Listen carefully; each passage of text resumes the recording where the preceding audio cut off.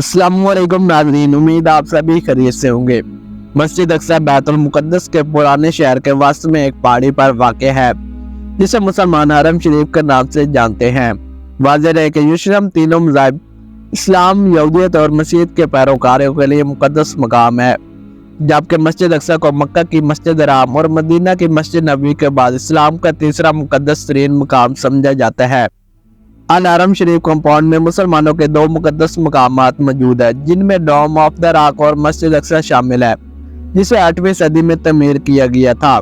इस पूरे कंपाउंड को अल अक्सा मस्जिद कहा जाता है।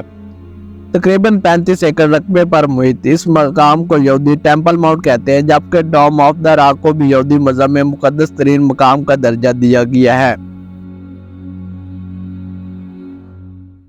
मुसलमानों का मानना है कि यहाँ कई पैगंबरों ने इबादत की, जिनमें हज़रत इब्राहीम अलैहिस्सलाम, हज़रत दाऊद अलैहिस्सलाम, हज़रत सुलेमान अलैहिस्सलाम, हज़रत इलियास अलैहिस्सलाम और हज़रत ईसा अलैहिस्सलाम शामिल थे। मुसलमानों का इत्तेकाद है कि पैगंबर इस्लाम को सन 620 में एक ही रात के दौरान मक्का से अल अक्सा मस्जिद लाया गया, जहाँ से इन्होंने मिराज का सफ़र किया, इसलिए उसे मुसलमानों के लिए बहुत मुकद्दस समझा जाता है। दूसरी जानिब यहूदियों का मानना है कि शाह सुलेमान ने 3000 साल कबल पहली यहूदी इबादतगाह इसी मकाम पर तमीर किया था। इनके मुताबिक इस मकाम पर तमीर होने वाली दूसरी यहूदी इबादतगाह को रोमियों ने तबाह कर दिया था। वाज़ेह है कि सन 1967 की अरब इसराइल जंग के बाद अक्सा मस्जिद पर इसराइल ने कब्जा कर लिया था और मशरक़ी यरूशलेम और वेस्ट बैंक के साथ साथ उसे इसराइल में ज़ब्त कर लिया था। इससे कबल यह इलाका मिस्र और अर्दन के कंट्रोल में हुआ करता था, ताहम इसराइल के इस कब्जे को बैनुल-अक़वामी सतह पर कभी तस्लीम नहीं किया। अल अक्सा कम्प्लेक्स के हवाले से इसराइल और अर्दन के दरमियान 1967 के मुआहदे के मुताबिक अर्दन के वक्फ बोर्ड को मस्जिद के अंदर के इंतजामात की जिम्मेदारी मिली, जबकि इसराइल को बैरूनी सिक्योरिटी के इंतजामात की जिम्मेदारी मिली।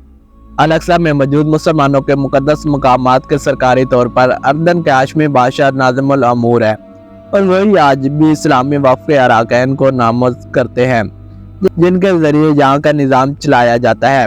एक मुआहदे के मुताबिक गैर मुस्लिम अफराद भी इस मुकाम पर आ सकते हैं, लेकिन मस्जिद के अहाते में सिर्फ मुसलमानों को इबादत की इजाज़त है।